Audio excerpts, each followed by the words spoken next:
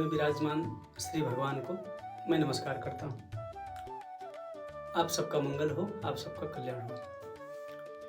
हमें ये कैसे पता चलेगा कि हम जो कुछ भी साधना करते हैं ना, तो हमारा मार्ग क्या है? हम कर्म योग के अधिकारी हैं, अथवा हम ज्ञान योग के अधिकारी हैं, अथवा हम भक्ति योग के अधिकारी हैं, है ना? भारतीय वैदिक पौराणिक परंपरा के अंतर्गत वेद, पुराण, उपनिषद इत्यादि इत्यादि धर्म ग्रंथों, दर्शनों के आधार पर लगभग 3 भागों में विभाजित किया गया है। और वैसे भी मानव जीवन का अध्ययन करने पर भी वही बात पता चल के आती है कि प्रत्येक मनुष्य के जीवन में 3 चीजें हैं।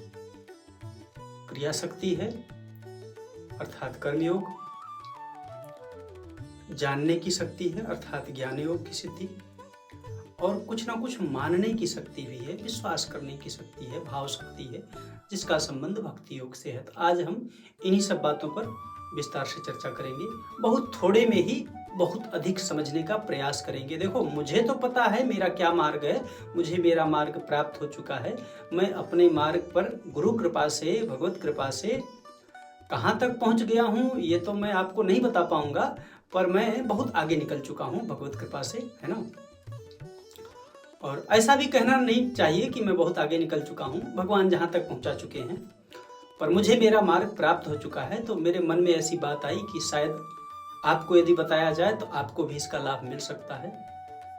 संभवतः आपको अपना मार्ग चयन करने में सुविधा हो जाए, सरलता हो जाए, है ना। सबसे पहले चर्चा करते हैं कर्मयोग पर। प्रत्येक मनुष्य के भीतर में क्रिया शक्ति विद्यमान है, अर्थात हर आदमी ना ही कश्चित् क्षणमपि जातु तिष्ठत्य कर्म कृत। मतलब कोई भी जन्म लेने वाला प्राणधारी किसी भी क्षण में कुछ किए बिना रह नहीं सकता। ये गीता कहती है, ना ही कश्चित् क्षणमपि जातु तिष्ठत्य अकर्मकृत। माने अकर्मकृत माने कुछ किए बिना वो रह नहीं सकता है, वो जरूर कुछ ना कुछ करता। अपने जीवन को देखो, हमेशा कुछ ना कुछ करने का बहुत सवाल रहता है। ये करेंगे तो ये हो जाएगा, ये करेंगे तो ये हो जाएगा। तो ये क्रिया शक्ति। दूसरी बात भाव शक्ति, कुछ ना कुछ मानने की भी शक्ति हर आदमी में है। हर आदमी कुछ ना कुछ मानता है ना। देखो, एक तो है जैसे कुछ लोग आक्षेप कर सकते हैं ना कि जो भगवान को मानते हैं वो तो मानने वाले हैं, जो नहीं मानते हैं वो ना मानने वाले। ऐसी बात नहीं है, वो भी मानता है। वो भगवान को नहीं मानता है तो संसार को मानता है, विषयों को मानता है, भोगों को मानता है। मानते सब लोग हैं। ऐसे ही ज्ञान शक्ति है। प्रत्येक व्यक्ति को कुछ ना कुछ जानने का ज्ञान है, और कुछ जानने का ज्ञान ना भी हो ना, तो जो सबसे बड़का ज्ञान होता है ना, वो सबसे महान ज्ञान ये है, सबसे बड़ा ज्ञान। मैं हंस रहा हूं तो आपको मजाक लग रहा होगा, ये मजाक की बात नहीं है, और मजाक में लेना चाहो तो ले सकते हो, विनोद में ये बात है, लेकिन परम सत्य है, त्रिवाचा सत्य है ना। सत्यम सत्यम सत्यम, 3 बार सत्य है। क्या है? प्रत्येक व्यक्ति अपने प्रति होने वाली बुराई को जानता है। बहुत बड़ा ज्ञान है ये, मजाक नहीं है। इस ज्ञान के ऊपर पूरी दार्शनिक भित्ति टिकी हुई है। जितने दार्शनिक हुए हैं ना, सब इसी ज्ञान पर है। वो चर्चा फिर कभी करेंगे। तो प्रत्येक व्यक्ति कुछ ना कुछ जानता है, जानने की शक्ति है, जिसके द्वारा ज्ञान योग की सिद्धि होती है। तो यही 3 मार्ग हैं, कर्म योग, ज्ञान योग, भक्ति योग। अब कैसे पहचाने कि हमारा कौन सा मार्ग है? ध्यान से सुनिएगा, बुद्धि को जागृत और सजग करके। अगर मेरी बात गलत लगे ना, ऐसा लगे कि ये स्वामी गलत बोल रहा है, तो आप कमेंट लिखना, है ना। माने अपने विचार व्यक्त करना कि स्वामी तुम ये गलत कर रहे हो, ये अनुभव विरोधी बात है, तो मैं उसको सुधारने का प्रयास करूंगा। यद्यपि मैं कभी भी कोई भी बात असत्य भाषण नहीं करता हूं, है ना, और मैं वह भी नहीं बोलता हूं जो मेरे अनुभव में ना हो। पढ़ा भी हो, गुरु से सुना भी हो, और स्वयं अनुभव भी किया हो ना, स्वानुभूत विषय को ही मैं आपके सामने प्रस्तुत करता हूँ, आपके सामने सेवा में निवेदन करता हूँ। तो कर्मयोग। अब यदि आपके जीवन में ये भाव आता है कि कर्म के द्वारा मैं सब कुछ प्राप्त करने में समर्थ हूँ। मतलब कर्म के द्वारा मैं अपनी आकांक्षाओं को, अपनी आवश्यकताओं को अवश्य पूरी कर लूँगा।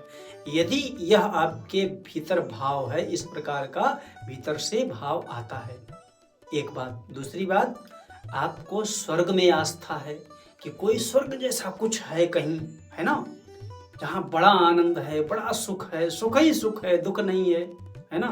नरक में आपको भरोसा है कि जहाँ दुख ही दुख है। हाँ, इन स्वर्ग और नरक में आपको विश्वास है, लोकांतर में आपको विश्वास है, और आप ये आस्था रखते हैं, आप ये मानते हैं कि मैं कर्म के द्वारा सब कुछ प्राप्त कर लूँगा, है ना। और कर्म में आपकी प्रवृत्ति बहुत है ना। हर बात को कर्म से, और अच्छे अच्छे भोगों की तरफ आपकी रुचि है, अथवा आप आलस्य में पड़े हुए हैं, प्रमाद में पड़े हुए हैं, है ना। तो आप निश्चित मानिए कि आपका कर्म योग ही, माने कर्म ही आपकी उन्नति का प्रमुख स्रोत है। इसका मतलब ये नहीं है कि आपके भीतर भक्ति नहीं रहेगी या ज्ञान नहीं रहेगा, ऐसा नहीं है। देखो, सबसे पहले ये समझ लो, जहां भी कर्म मार्ग, भक्ति मार्ग, ज्ञान मार्ग का विभाजन होगा ना, क्रिया शक्ति, भाव शक्ति, ज्ञान शक्ति का जहां भी विभाजन होगा ना, तो प्रत्येक कर्ता में अथवा प्रत्येक मनुष्य में, प्रत्येक साधक में तीनों शक्तियां विद्यमान हैं और रहेंगी।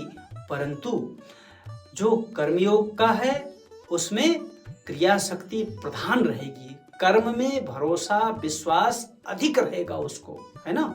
लेकिन और वो भाव शक्ति और ज्ञान शक्ति कम रहेगी, न्यून रहेगी, उसके यहाँ छुपी जैसी रहेगी। माने कर्म प्रधान उसका चरित्र होगा, जीवन होगा, व्यक्तित्व होगा। अब इसके आगे और चलिए, ज्ञान योग। ज्ञान योग का मतलब होता है, ज्ञान से सीधा अर्थ निकल रहा है जानना। तो क्या जानना? अपने आप को जानना। मैं कौन हूं, यह संसार क्या है, मुझे किसने बनाया है, मैं क्यों बना हूं, मैं इस संसार में क्यों हूं, दुख जीवन में क्यों है, दुख कैसे मिटेगा। इन सब विषयों पर यदि आपके अंतःकरण में, बुद्धि में जिज्ञासा जागृत होती है, एक बात। दूसरी बात, आप किसी के भी बातों में, चाहे वो कोई ग्रंथ की बात हो, चाहे किसी साधु संत की बात हो, जो इनमें भरोसा नहीं रखता, मतलब मानता नहीं है किसी की बात, ना ग्रंथ की बात मानता है, ना साधु संत की बात मानता है, जो केवल अनुभव को ही प्रमाण मानता है, जो प्रत्यक्ष अनुभव किए बिना किसी बात को नहीं मानता है ना, सब कुछ जाने बिना कभी नहीं मानता है, वो ज्ञान योग का अधिकारी है। मतलब जिज्ञासा हो और किसी की बातों में विश्वास ना करता हो, भरोसा ना करता हो, वो ज्ञान योग का अधिकारी है। और पीछे जो बताई गई बातें। अब तीसरा आता है भक्ति मार्ग। भक्ति मार्ग का भी पिपासु वो सोचता है, क्या सोचता है, कोई एक ऐसा होता जो मेरी इस पीड़ा को हर लेता, मेरे विकारों को हर लेता, मेरे दुख दर्द को हर लेता, कोई एक ऐसा समर्थ होता जो मेरी असमर्थता को नाश कर देता, मेरी असमर्थता मिटा देता, मेरी जरूरतों को पूरा कर देता, कोई ऐसा होता जो मुझे प्रेम करता, मैं जिसको प्रेम करता, जो मेरा अपना मुझे कहता, मैं जिसको अपना कहता। इन सब प्रकार की बातों में यदि आपकी आस्था होती है, भाव उठता है भीतर से, हर किसी के बात में तुरंत आप विश्वास कर लेते हैं, सहसा साधु संतों की भी बातों में आपको भरोसा हो जाता है तत्काल, ग्रंथों, गुरु और ग्रंथों की भी बातों में आपको भरोसा हो जाता है तत्काल, है ना, और आप लोकांतर में भी भरोसा करते हैं, भगवदीय सत्ता में अब आप भरोसा करते हैं, आप ऐसा मानते हैं कि मेरा कोई क्रिएटर है, मेरा कोई रचयिता है, मुझे कोई बनाने वाला है, इस सृष्टि का कोई संचालक है, यदि आप इस प्रकार का मानते हैं ना, विश्वास है यदि आपके जीवन में, तो आप निश्चित मानिए कि आप भक्ति मार्ग के अधिकारी हैं।